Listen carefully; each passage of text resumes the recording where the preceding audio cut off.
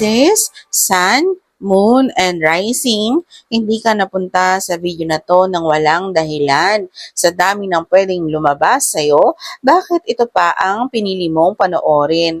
May nararamdaman ka ngayon na hindi mo ma-explain.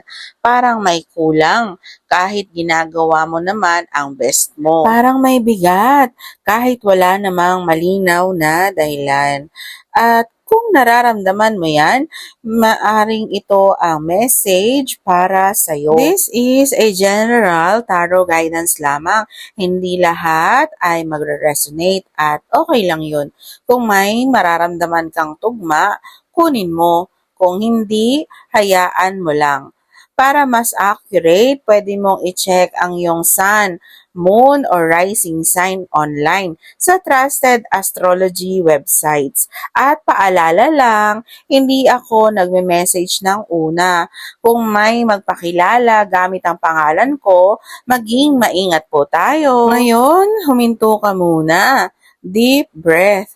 I-focus mo muna ang sarili mo. Bitawan mo muna ang stress. Bitawan mo muna ang iniisip mo. At tingnan natin ang energy mo para sa May 2026. At ang unang energy na lumabas may kinalaman sa pag-iisip, overthinking, pag-alala, mga gabi na hindi ka mapakali.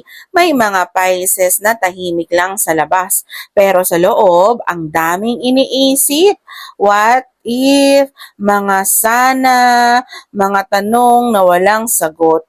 Pero tandaan mo, hindi lahat ng iniisip mo ay totoo. Pero kasunod nito may energy ng pagbangon. Hindi madali, hindi mabilis, pero unti-unti. Bumabangon ka from pain, from ending, from disappointment. Hindi ka na katulad ng dati at hindi mo kailangang bumalik sa dati. May liwanag na papasok sa buhay mo, hindi agad-agad. Pero mararamdaman mo, mas gagaan, mas lilinaw, mas magiging totoo. May healing energy, may paghilom, hindi man kompleto ngayon, pero nagsisimula na. Pero may delay din. May mga bagay na gusto mong mangyari agad, pero hindi pa tamang timing. At hindi dahil mali ka, kundi dahil may inaayos pa. May confusion, may bagay na hindi pa malinaw, may tao o situation na hindi mo pa fully naiintindihan. Trust your intuition, pero wag mag-assume. May pagod emotionally, mentally. Parang gusto mong sumuko minsan, pero hindi mo ginagawa. Dahil may parte sa'yo na lumalaban pa rin. At dito papasok ang balance. May mga bagay na babalik sa'yo. Kung ano ang ginawa mo, kung paano ka kumilos, may balik. Pagdating sa pera, may recovery, hindi biglaan pero stable. Kung nawalan ka, may papalit. Kung naghihintay ka, may movement. Pero kailangan mong maging responsible. Kung nakikita mo ang 888, connection ito sa abundance pero hindi lang pera.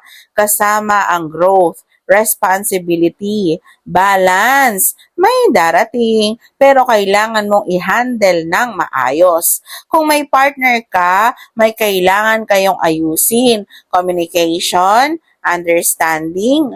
Kung single ka, may bagong energy, pero wag madaliin.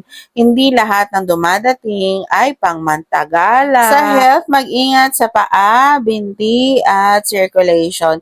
Pwede ring stress-related tension, pahinga, hydration, movement. May taong dapat mong i-observe, hindi lahat ng nakangiti ay totoo, pero may taong genuine. Kailangan mo lang makita. Ang overall message sa'yo, Pisces, Sun, Moon, and Rising, ang May 2026 mo, hindi tungkol sa bilis, kundi sa healing.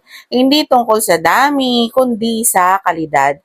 Hindi tungkol sa ibang tao, kundi sa sarili mo. Ang reading na to ay guidance lamang Ang future mo ay nasa choices mo pa rin.